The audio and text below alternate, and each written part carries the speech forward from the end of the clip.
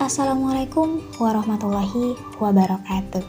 Yang terhormat Ibu Fadila Kurniawati MAK selaku dosen pengampu mata kuliah Sistem Informasi Akuntansi dan seluruh para audiens yang melihat video ini. Saya Natasha Intan Sakira, NIM 6303021009, kelas 4A Akuntansi Syariah, Universitas Negeri Salatiga. Dalam kesempatan kali ini, saya akan mempresentasikan materi tentang supply chain selama kurang lebih 15 menit ke depan. So, tunggu apa lagi? Let's begin!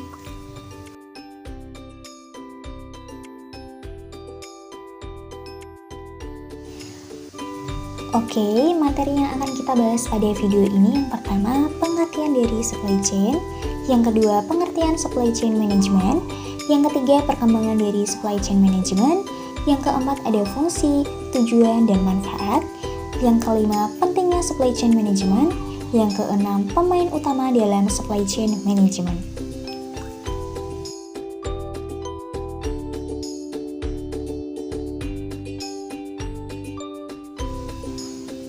Materi yang ketujuh adalah kegiatan utama supply chain, yang kedelapan, ukuran performansi SCM, yang kesembilan, keuntungan menerapkan SCM, yang ke-10, komponen supply chain management, yang ke-11, prinsip dari supply chain management, yang ke-12, strategi supply chain management.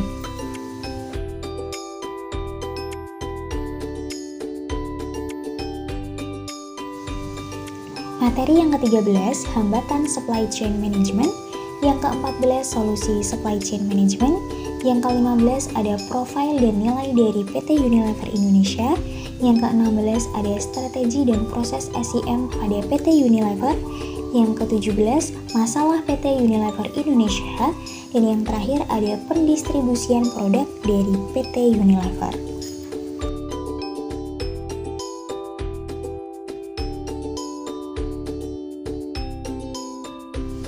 Masuk pada materi yang pertama, yaitu pengertian dari supply chain.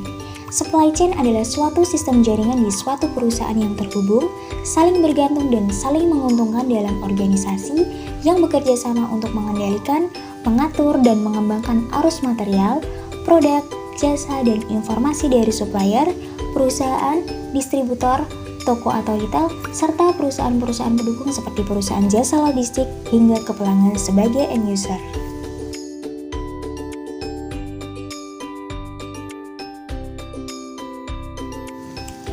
Pengertian SCM atau Supply Chain Management.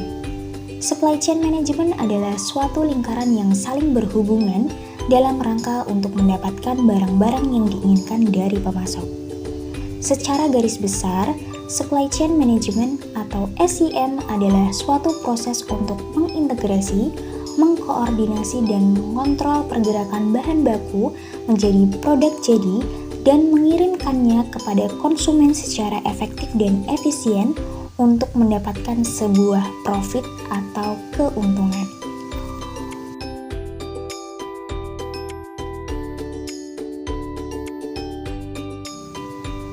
Perkembangan SCM. Yang melatar belakangi berkembangnya konsep SCM adalah akselerasi perubahan lingkungan bisnis yang disebabkan oleh berbagai macam faktor. Faktor-faktor tersebut antara lain yang pertama, tuntutan konsumen yang semakin kritis. Yang kedua, infrastruktur telekomunikasi, informasi, transportasi, dan perbankan yang semakin canggih memungkinkan berkembangnya model baru dalam aliran material atau produk. Yang ketiga, daur hidup produk sangat pendek seiring dengan perubahan-perubahan yang terjadi dalam lingkungan pasar.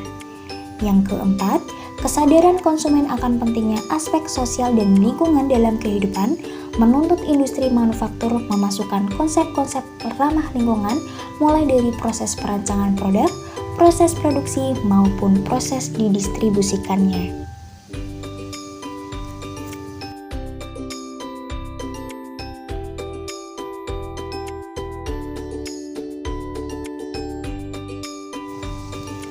Materi yang selanjutnya ada fungsi, tujuan, dan manfaat dari SCM. Fungsi dari SCM yang pertama ada mengubah barang bahan baku menjadi produk jadi dan menghantarkannya ke pemakai terakhir. Hal ini berkaitan dengan biaya material, biaya penyimpanan, biaya produksi, dan biaya transportasi.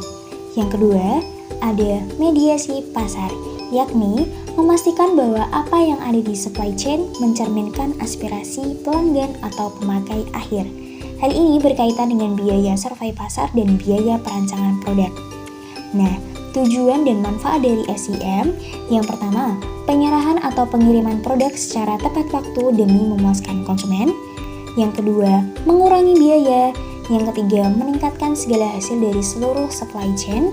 Yang keempat, mengurangi waktu. Dan yang terakhir, memusatkan kegiatan perencanaan dan distribusi.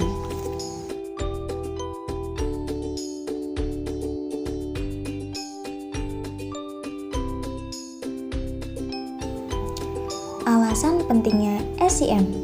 Yang pertama, membuat sistem pasokan terbaik untuk perusahaan. Alasan pertama adalah memberikan kemudahan bagi perusahaan untuk menciptakan sebuah sistem pasokan bisnis yang tepat dan sesuai dengan kebutuhan. Sistem pasokan bagaimanapun juga adalah hal yang terpenting, karena bagaimanapun sistem ini akan memberikan kemudahan bagi perusahaan untuk mengoptimalkan inventaris yang dimiliki. Bagaimana pengelolaannya, mulai dari proses awal barang mentah atau tahap permulaan sampai proses akhir barang jadi atau tahap pengiriman ke pelanggan. Yang kedua, menjaga mutu dan kualitas produk perusahaan. Bukan hal yang mudah menjaga mutu dan kualitas produk dari perusahaan itu sendiri. Tapi, dengan adanya supply chain management, maka kita pun akan tak bisa menciptakan sebuah sistem yang benar-benar tepat dan terbaik di dalamnya. Bagaimanapun juga, mutu dan kualitas harus tetap terjaga untuk membuat klien tidak berpikir dua kali menggunakan produk kita. Kepuasan adalah segalanya, dan kepuasan adalah yang membuat klien siap memesan produk perusahaan kedua kalinya. Yang ketiga, menjaga bahkan meningkatkan laba perusahaan. Menjaga income perusahaan tetap stabil terkadang menjadi sesuatu yang butuh upaya besar. Tapi, meningkatkan laba perusahaan itu sendiri adalah pencapaian yang luar biasa.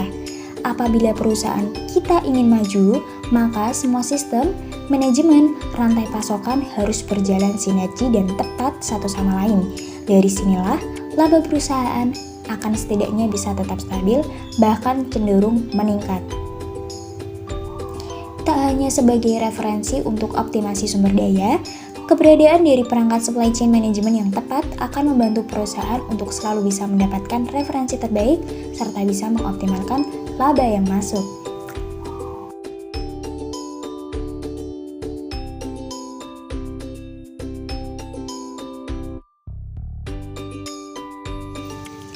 Pemain utama SEM. Yang pertama ada supplier. Rantai pada supply chain dimulai dari sini, yang merupakan sumber yang menyediakan bahan pertama di mana mata rantai penyaluran barang akan dimulai. Bahan pertama dapat berupa bentuk bahan baku, bahan mentah, suku cadang, dan barang dagang. Yang kedua ada manufaktur, yang merupakan tempat mengkonversi ataupun menyelesaikan barang atau finishing. Hubungan kedua mata rantai tersebut sudah mempunyai potensi melakukan penghematan seperti inventory carrying cost dengan mengembangkan konsep supplier partnering. Yang ketiga, distribution. Dalam tahap ini, barang jadi yang dihasilkan disalurkan kepada pelanggan, di mana biasanya menggunakan jasa distributor atau wholesaler yang merupakan pedagang besar dalam jumlah yang besar. Yang keempat, retail outlets. Dari pedagang besar tadi, barang disalurkan ke toko pengecer, walaupun ada beberapa pabrik yang langsung menjual barang hasil produksinya kepada customer. Yang kelima, ada customer. Customer merupakan rantai terakhir yang dilalui oleh supply chain sebagai end user.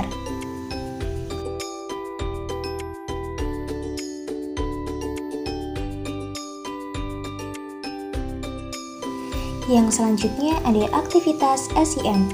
Yang pertama, meramalkan permintaan pelanggan. Yang kedua, membuat jadwal produksi. Yang ketiga, menyiapkan janjian transportasi. Yang keempat, memesan persediaan pengganti dari para pemasok. Yang kelima, mengelola persediaan bahan mentah, barang dalam proses, dan barang jadi. Yang keenam, menjalankan produksi. Yang ketujuh, menjamin kelancaran transportasi sumber daya kepada pelanggan. Yang terakhir, melacak aliran sumber daya material, jasa, informasi, dan keuangan dari pemasok di dalam perusahaan dan kepada pelanggan.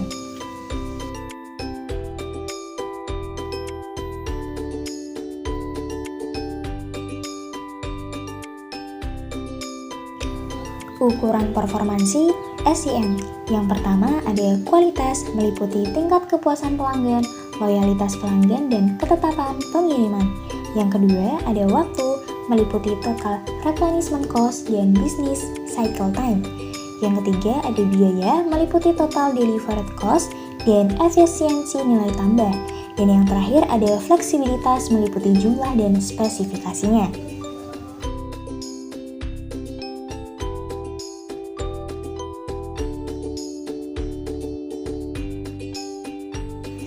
Keuntungan menerapkan SEM. Yang pertama, mengurangi inventory barang, menekan penimbunan barang di gudang agar biaya dapat ditekan sedikit mungkin.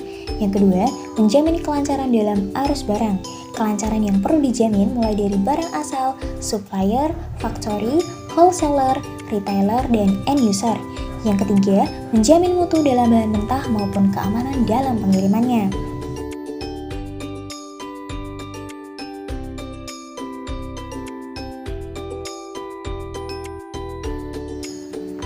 Yang selanjutnya, komponen dari SEM. Yang pertama ada plan.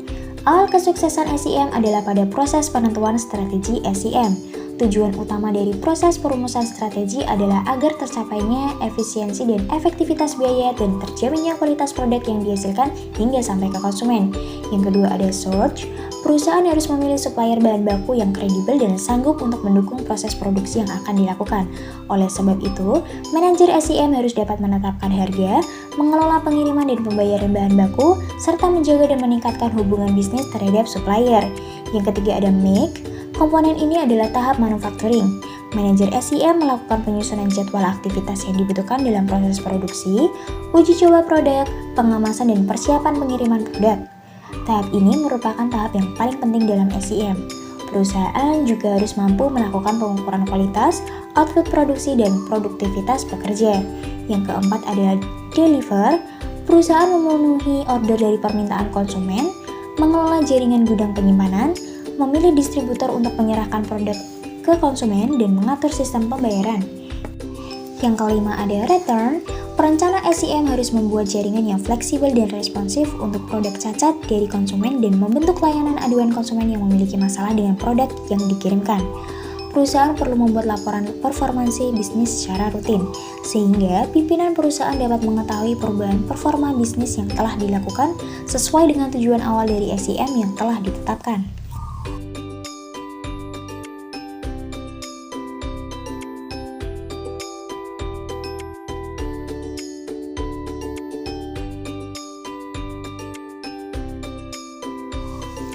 Prinsip-prinsip SEM. Yang pertama, segmentasi pelanggan berdasarkan kebutuhannya. Yang kedua, sesuaikan jaringan logistik untuk melayani pelanggan yang berbeda. Yang ketiga, mendengarkan sinyal pasar dan jadikan sinyal tersebut sebagai dasar dalam perencanaan kebutuhan atau demand planning, sehingga hasil ramalan konsistensi dan alokasi sumber dana optimal. Yang keempat, mendiferensiasi produk pada titik yang lebih dekat dengan konsumen dan mempercepat konversinya di sepanjang SEM. Yang kelima, mengelola sumber-sumber supply secara strategis untuk mengurangi ongkos kepemilikan dari material maupun jasa. Yang keenam, mengembangkan sebuah strategi teknologi untuk keseluruhan SEM yang mendukung pengambilan keputusan berhierarki serta memberikan gambaran yang jelas dari aliran produk, jasa, dan informasi. Yang terakhir, mengadopsi pengukuran kinerja untuk sebuah SEM secara keseluruhan dengan maksud untuk meningkatkan pelayanan pada konsumen akhir.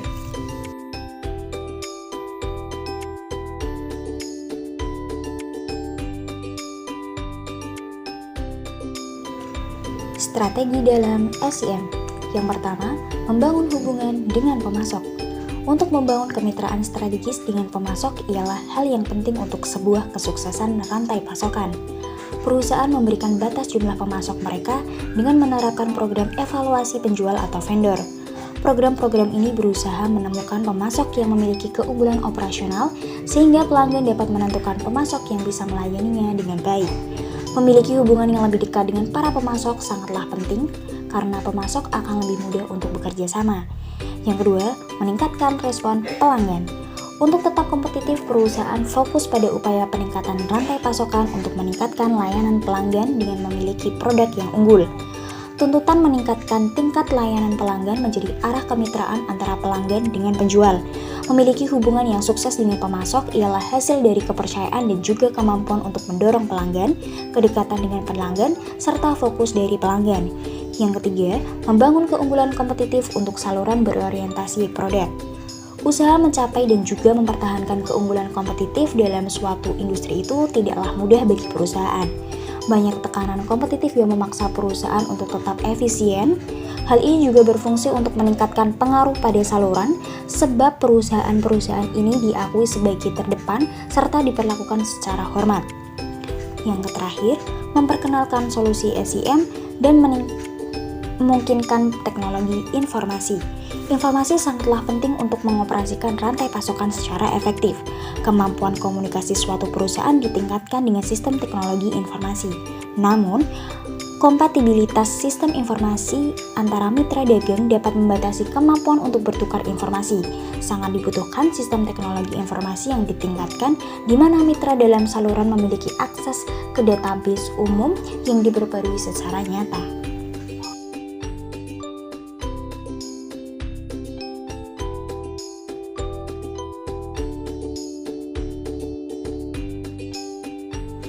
Hambatan dan solusi dari SIM. Hambatan SIM meliputi yang pertama, increasing variety of products, yang kedua, decreasing product life cycle, yang ketiga, increasingly demand customer, yang keempat ada fragmentation of supply chain ownership, yang terakhir ada globalization. Untuk solusinya, yang pertama, melakukan outsourcing dengan menggunakan sumber dari pihak luar daripada dilakukan sendiri selama ada permintaan yang meningkat. Yang kedua, membeli input secara langsung daripada harus memproduksi terlebih dahulu. Yang ketiga, menciptakan strategic partnership dengan supplier. Yang keempat, menggunakan pendekatan just in time dalam melakukan pembelian, yang mana supplier mengirimkan kuantitas atau dalam jumlah kecil material yang dibutuhkan. Yang kelima, mengurangi waktu tunggu selama pembelian dan penjualan. Yang keenam, menggunakan supplier sedikit atau seminimum mungkin. Yang ketujuh, memperbaiki hubungan antar supplier dan buyer. Yang kedelapan, melakukan proses produksi setelah ada order. Yang kesembilan, mencapai permintaan yang akurat melalui kerjasama yang lebih dekat dengan supplier.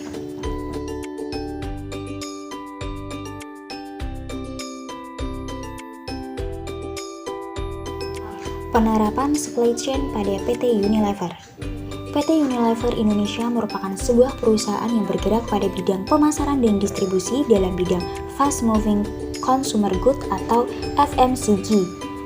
FMCG adalah barang konsumen yang bergerak cepat, di mana barang dapat terjual secara cepat dengan harga yang relatif murah. Contoh FMCG adalah barang kebutuhan sehari-hari. Untuk mendukung perusahaan FMCG dalam memenuhi kebutuhan konsumen, dibutuhkan proses pengolahan rantai pasok yang baik di PT Unilever itu sendiri.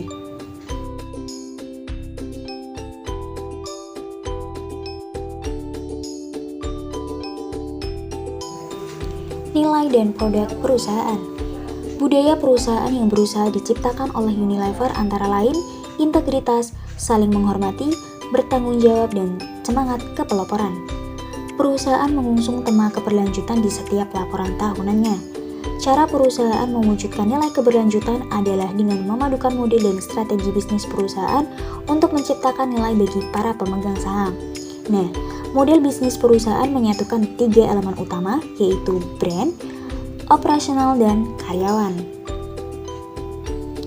Perusahaan mengembangkan, memproduksi, mendistribusi, dan memasarkan brand dengan memahami dan memenuhi kebutuhan konsumen. Kegiatan operasional Unilever meliputi fungsi dan aset supply chain seperti bahan mentah, pabrik, logistik, keahlian, memahami pasar, dan pemasaran. Produk PT Unilever terbagi menjadi 3 jenis. Yang pertama, food and drink, yang kedua, home care, yang ketiga ada personal care.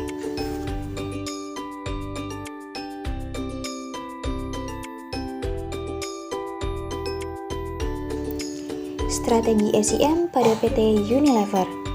Strategi rantai pasokan perusahaan sebagai fast moving customer good terutama untuk home and personal care dapat dikategorikan produk fungsional dengan fokus pada efisiensi, pengurangan biaya, dan perencanaan rantai pasokan. Unilever Indonesia telah menerapkan SAP Advanced Planning Optimizer untuk mengelola strategi rantai pasokan mereka dengan mempertimbangkan beberapa kunci dalam sistem, di antaranya yang pertama, kemampuan untuk mengukur, memahami, dan mengelola variabilitas permintaan dan penawaran yang sebenarnya. Yang kedua, secara dinamis menentukan kebijakan inventory yang optimal dan terlihat untuk setiap item di seluruh rantai pasokan. Yang ketiga, secara langsung memperhitungkan semua ketidakpastian dalam rantai pasokan dengan menggunakan algoritma canggih.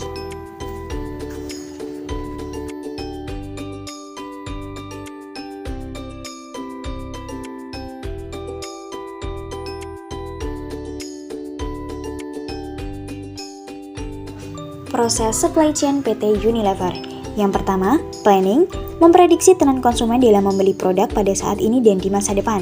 Prediksi ini akan menjadi dasar yang menghubungkan antara pabrik-pabrik yang akan melakukan produksi, pemasok yang akan menyediakan bahan baku, dan kemasan. Yang kedua, procurement, membangun keputusan-keputusan strategi dalam mencari bahan baku dan pengemasan, indirect dalam membangun relasi yang kuat dengan pemasok-pemasok utama. Procurement tidak hanya mencari bahan dengan harga dan kualitas yang tepat, tetapi juga mencari bahan-bahan dari sumber yang menerapkan prinsip sustainable untuk seluruh bahan baku dari perkebunan atau pertanian. Yang ketiga, manufacturing, mengerti bagaimana menghadapi peningkatan dan penurunan permintaan secara berkelanjutan, berfokus pada efisiensi dan mengoptimalkan hasil produksi yang tepat dengan biaya yang benar, sekaligus mengelola standar kualitas kelas dunia. Yang terakhir, logistik dan customer service, memastikan pengiriman barang yang sudah diproduksi tepat waktu dan tetap berkualitas untuk setiap brand yang berjumlah lebih dari 400 secara global.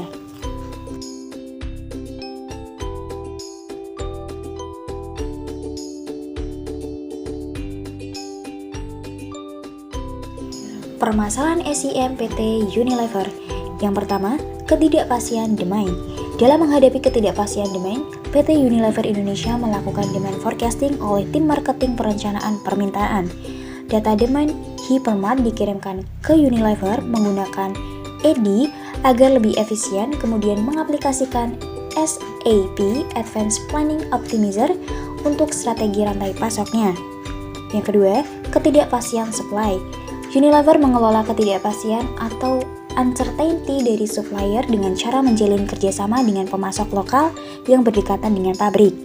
Unilever juga menerapkan program SQMP, Supplier Quality Management and Assessment Program, untuk mengukur kemampuan pemasok agar sesuai target secara konsisten. Yang terakhir, ketidakpastian proses produksi. Unilever menerapkan strategi push-pull system di mana Unilever mengatur kendali inventory dengan gabungan dua sistem.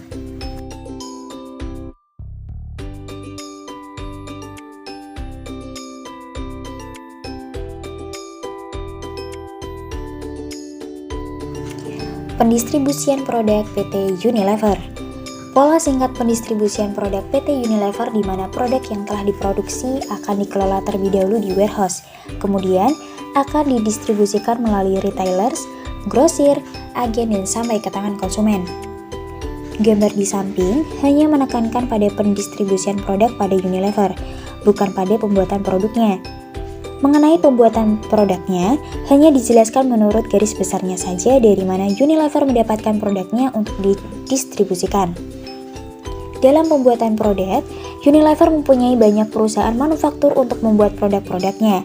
Perusahaan manufaktur itu sendiri juga mendapatkan bahan baku untuk membuat produk dari supplier bahan baku yang dibutuhkan. Selain itu, perusahaan manufaktur juga bekerja sama dengan pabrik kemasan untuk memesan atau meminta dibuatkan bentuk kemasan yang diinginkan beserta label atau mereknya. Bahan baku untuk membuat kemasan ini didapat dari supplier bahan baku kemasan.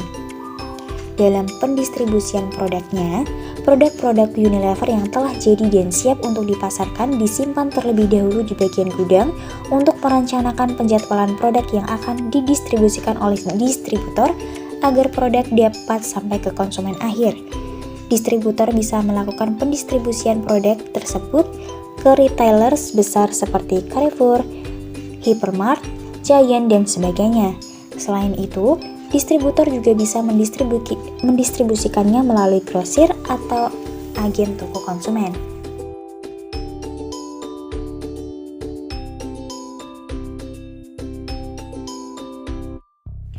Kesimpulan presentasi kali ini adalah implementasi strategi rantai pasok PT Unilever berdasarkan pengelolaan rantai pasok dari Unilever sendiri. Menamai rantai pasok mereka sebagai Agricultural Supply Chain. Nama tersebut berdasarkan dari hubungan kerjasama Unilever dengan petani-petani lokal yang diandalkan sebagai supplier dari bahan baku untuk produk Unilever. Jika ditinjau menggunakan framework mengenai strategi SCM dikaitkan dengan ketidakpastian dari permintaan dan ketersediaan dikarenakan industri FMCG yang bergerak dan berkembang dengan cepat. Unilever berhasil menerapkan strategi supply chain yang efisien.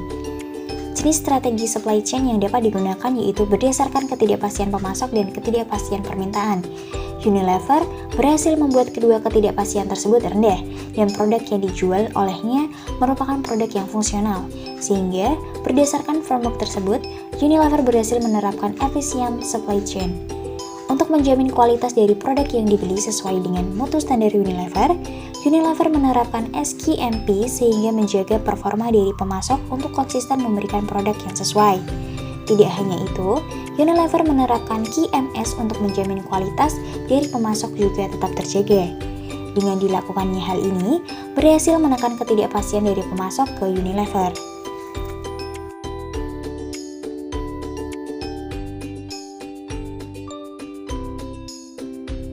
Sekian video presentasi dari saya, kurang lebihnya mohon maaf.